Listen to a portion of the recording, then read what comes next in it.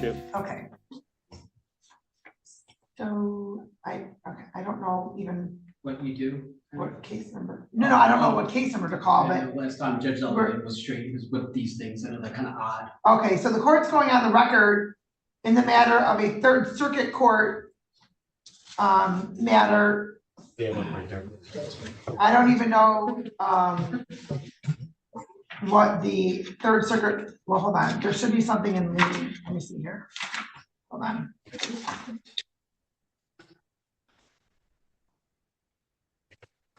It appears that there is a case number, hold on, there has to be a case number. 23, yes. This is Third Circuit Court 2310936 PP. The defendant is Robert Skotnicki.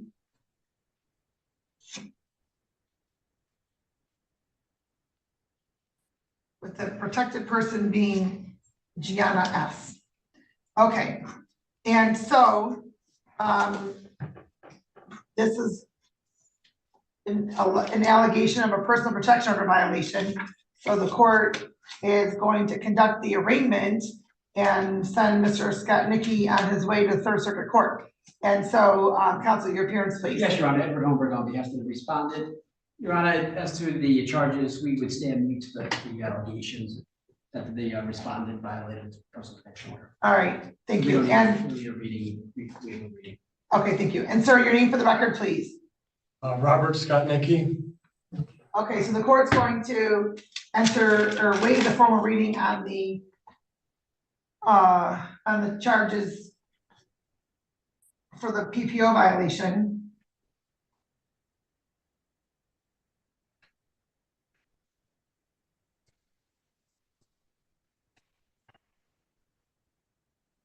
We're going to schedule this, we're going to enter a plea of not guilty, schedule this matter for a PPO violation hearing on November 6th.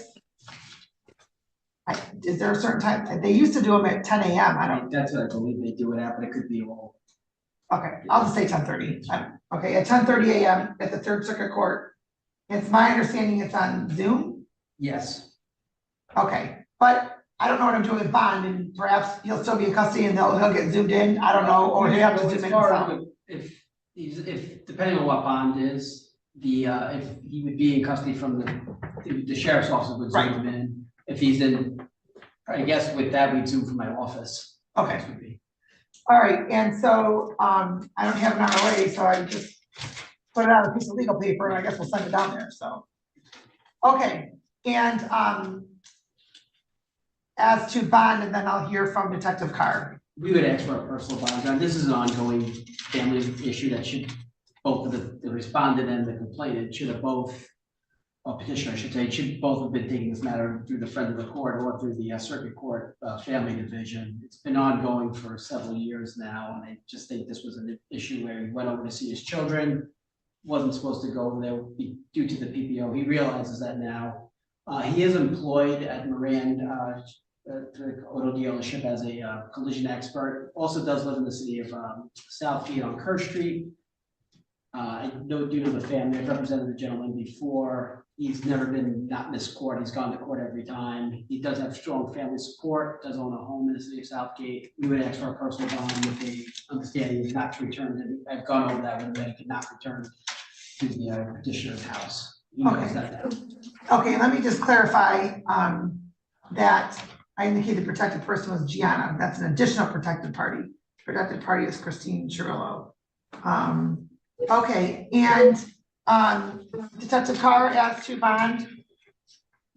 Your Honor, speaking with the Your Honor, Detective Carr, Wyandotte Police Department, speaking with the victim over the last few days, she's indicated that this is an ongoing issue with defendant. Excuse me, and he's been warned multiple times on contact with her. Child custody issues are not in place at this time, and it's under my understanding that the kids are taken to a parent's house where the defendant can meet up with them. At no time does the defendant have any permission to go to the victim's house, He came over to the house, to the victim's house, early in the morning, and appeared to be intoxicated, which I think may be, something that lends to the circumstances here. So I'm gonna recommend a 10,000, 10% bond in addition to some type of GPS tether or alcohol tether, Your Honor, just to make sure that the defendant is not returning back to the victim's place of work or home or whatever the PPO has outlined. Okay, counsel, do you represent Mr. Scott Nicky? Is there, Has there been a family court action? Is that what you're Yes. asking? There has not been yet. That's the problem the two of them have, to be honest with you. They need to file something in front of the court. They've had multiple consultations about it, and he's not done it yet, nor has he complained it. Here we are. And they get back, they fall back in love again, they fight again, they fall back in love again, they fight again. And this is an ongoing issue with the two. He knows not to go. I mean, I've explained to him now that she's got the PPO, that I'm not exactly sure when the proof of service was filed. I know a PPO is in operation once it's granted. I don't believe he was served with it properly or given notice of it, other than her telling him that there was a PPO. And that was one of the issues. That being said, again, I beat into his head today that he can. sorry, Terry, can you go out? Can you go out to the door?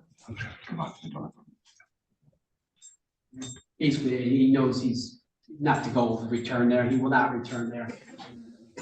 So, sir, where is it that you, I guess, the personal protection order has been in effect for a few months, correct? I mean, I believe so. I believe so, yes. I'm sorry, I believe so, yes. Okay, and so, there's also, is there a pending matter in Southgate, or what happened with that matter in He had Southgate? Southgate, he had there was a domestic violence that was dismissed. She didn't go, brought charges, didn't follow through. And then the last thing he had was just an ordinance violation where his garage had graffiti on it, so. But he's got I believe there's a very limited history. I think there might be a drinking and driving in there or something. Okay, sir, all right, how old is the child?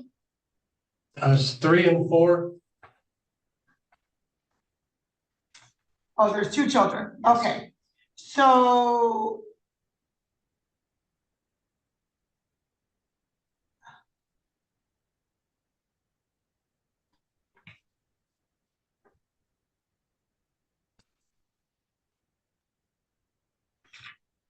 Well, there's a copy of the Southgate police report in here too, and clearly it appears as though your client has an issue with alcohol consumption. Mr. Scott Nicky, you're ordered to not go to the home. You're ordered to not even have any contact with her or communication at all. If you want to see your children, sir, there's an avenue by which to do that, and that's not through her. It's through the Third Circuit Court.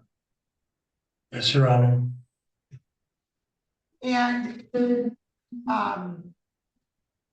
sir, just so you know, I mean, pursuant to the order, violation of this order subjects you to immediate arrest and civil and criminal contempt powers of the court. And if you're found guilty, you can be in jail for up to 93 days, sir.